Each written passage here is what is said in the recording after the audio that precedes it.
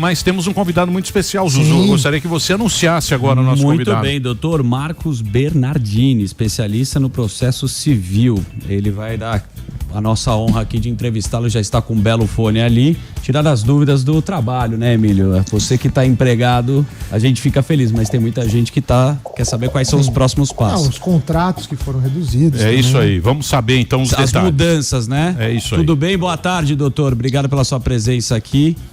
Boa tarde, eu que agradeço a oportunidade, é um prazer estar aqui de novo com vocês. Quais são as mudanças agora com essa pandemia no mercado de trabalho? O que vai mudar efetivo? Olha, na verdade, essa pandemia acabou mudando tudo, não é só o mercado de trabalho, mas mudou a sociedade, comportamento, e muita coisa a gente ainda nem sabe quais serão as consequências efetivas dessa mudança. No direito do trabalho, né, então amanhã a gente tem a comemoração, né, do Dia do Trabalho, nós temos muitas medidas provisórias, né? Então o governo ele tem editado várias, nós temos quase 10 medidas provisórias para tentar então regular essa questão da pandemia, e muitas delas falando a respeito do trabalho, né? Então nós tivemos aí uma flexibilização nos direitos trabalhistas, nós tivemos a possibilidade de fazer acordo para redução de jornada, suspensão do contrato de trabalho, a possibilidade de férias individuais ou férias coletivas, o teletrabalho, né, o home office. Então nós temos várias regulamentações específicas para esse período, né? Todas elas ainda estão em MP, e aí a gente acredita que inclusive quando terminar essas MPs vão ser referendadas, né, pelo Congresso, mas elas já estão valendo, porque é uma questão emergencial, a gente precisa disso agora, né? Então mudou muito, porque muita gente não pode trabalhar, tem que trabalhar de casa, muitos trabalhos, muitas atividades não comportam trabalho em casa, né? Por exemplo, restaurante, indústria, ou seja, não dá para trabalhar em casa, então tem a possibilidade de concessão de férias, o que antes não seria possível, suspender o contrato de trabalho, porque muitas empresas perderam ou muito ou quase toda a receita, e aí você tem, óbvio, né, uma folha de pagamento, você tem muitos impostos, você tem muita dívida que ali é mensal, né? Então, essas MPs vieram no sentido de ajudar o empresário financeiramente em relação agora ao direito do trabalho para com o seu funcionário. E do outro lado, também garantir o emprego, porque não adianta de um lado eu ajudar o empresário e criar muito desemprego. Então, a ideia ali é ter bom senso, né? Ser um pouco flexível para os dois lados. Não é bom para ninguém, mas a pandemia não é boa para ninguém, então cada um perde um pouquinho, cada um abre um pouco ali a mão, flexibiliza para que a gente consiga passar isso da melhor forma possível. Doutor, falando em MP, o que o senhor achou da MP do programa Verde e Amarelo que foi revogado? Então, na verdade, tinha muito... Ele não veio efetivamente, essa MP que estabeleceu o contrato verde e amarelo, não veio de forma específica para essa pandemia, né? Ela é anterior. E aí tinha muita discussão sobre esse tipo de contrato, né? Então se discutia uma série de inconstitucionalidades. E aí, por conta disso, o próprio presidente ele voltou atrás, ele entrou em contato, né, com o presidente do Congresso, e combinaram ali de que ele editaria uma nova MP com um contrato verde e amarelo, aí sim específico para a pandemia, não é? E aí acabou deixando para lá, porque realmente a discussão gerada era enorme. Eu acho que o que o governo tem que fazer agora é evitar discussão, evitar conflito, evitar fazer aquilo que vai gerar mais tumulto e mais crise do que a gente já tem para enfrentar. E foi o que ele acabou fazendo, né?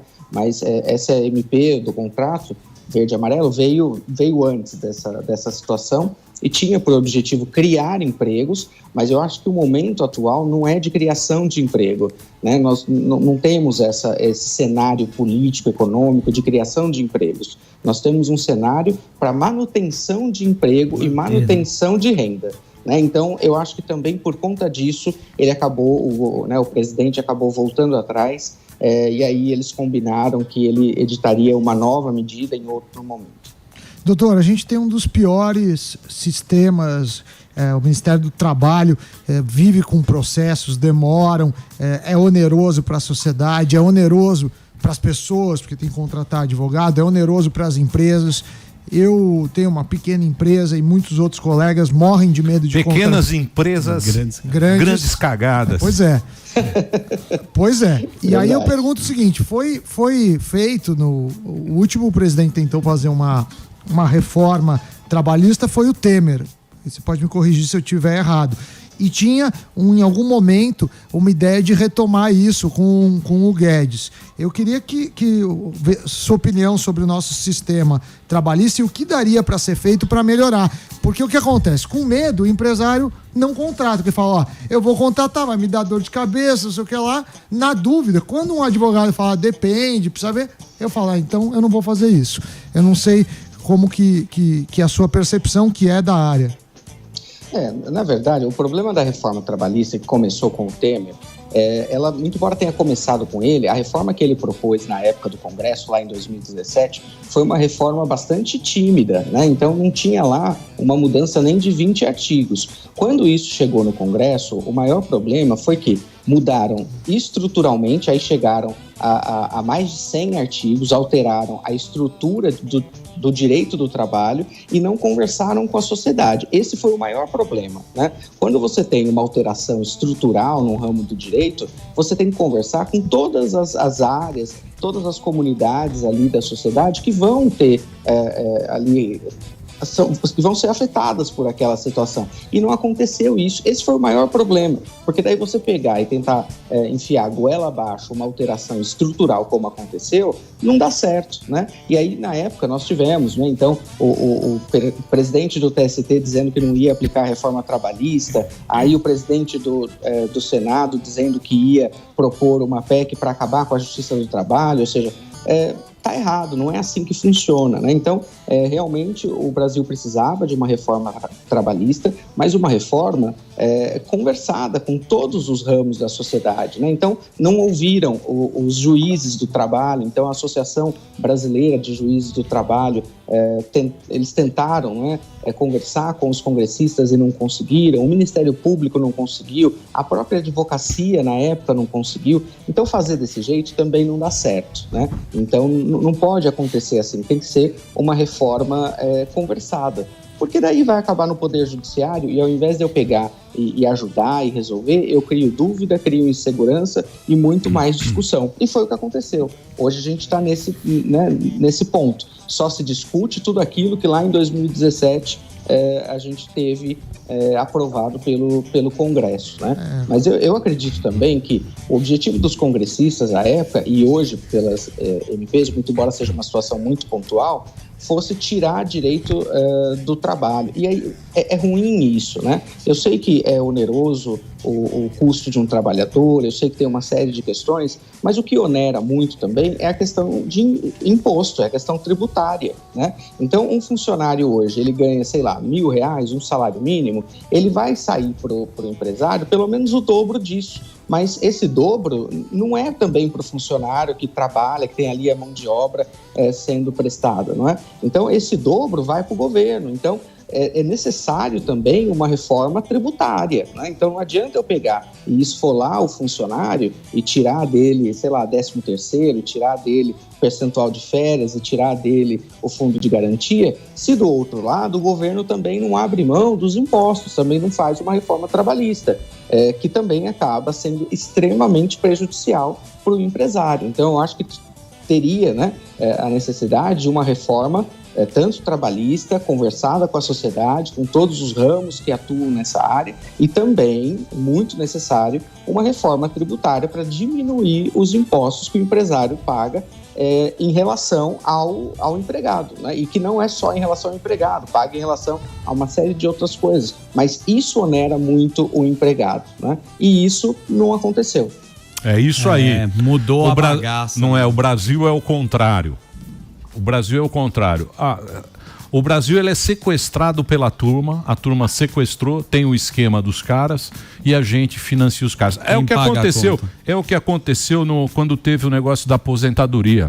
Quando a gente descobriu, Exatamente. Quando a gente descobriu que o cara que ganhava o salário mínimo que paga porque Os caras aposentados de 50 pau, juiz. Esse foi o pior. Então, esse é que é o dinheiro do desempregado. Eu falei, assustador. Que absurdo isso. Ou seja, você vai tirar dinheiro do desempregado, porque assim, eu tiro de um lado, eu tenho que cobrir do outro, né? Então, quando o governo ele fez essa reforma, ele falou assim, beleza, eu tenho que tirar dinheiro, vou desonerar do empresário. E ele desonerou, né? Ele tirou lá um percentual do INSS, desonerou o empresário. Mas ele tinha que cobrir esse rombo que ele fez e ele colocou para o desempregado pagar, colocando que então o desempregado ia pagar INSS. Caramba, o cara está desempregado e vai ter desconto de INSS? Aí o que você faz? Você fomenta a miséria, você fomenta a violência, porque o cara não vai ter dinheiro, daqui a pouco o cara tá roubando, ou seja, não é ali o negócio, entendeu? Então, isso tá errado, é o que você falou, é o contrário, né? Então, eu crio uma situação muito mais prejudicial para desonerar. Por que pegou e não desonerou o imposto de renda da pessoa jurídica? Por que não desonerou, sei lá, PIS, COFINS? Né? Isso não mexeu, deveria ter mexido. É aí que tem que mexer, não é pegar e onerar o desempregado, que acabou de perder o emprego. Hoje nós temos um índice, e já há algum tempo, um índice altíssimo de desempregados, né? E aí você pega, o cara já recebe pouco de seguro-desemprego, você onera o cara com desconto de INSS. É muita sacanagem, né? É isso aí, é o que a gente tá falando, né? A gente fica preso a essas narrativas, essas brigas políticas, principalmente agora com essa crise danada. Não é a gente escolher um ou outro. A gente tava falando ontem com o Gaúcho, o Conrado. Não é ser esquerdo, é saber onde é que a gente quer chegar, que país que a gente quer pra gente. Essa que devia ser a discussão. A grande discussão nossa devia ser essa, né? O que nós queremos da bagaça e não ficar preso a conversinha mole. E democracia não é só ir votar, né? A gente ter controles da sociedade do processo. Então, a gente é uma democracia ainda engatinhando. Professor, muito obrigado pela sua participação aqui. Para você xingar muito o professor, eu sei que as pessoas agora estão sindicatos. Podem xingar à vontade. @Marcos Bernardini no Instagram. Isso. Podem mandar manda lá. Diretamente. Obrigado, viu, professor? Eu que agradeço a oportunidade, estou sempre à disposição para falar com vocês. Boa, valeu.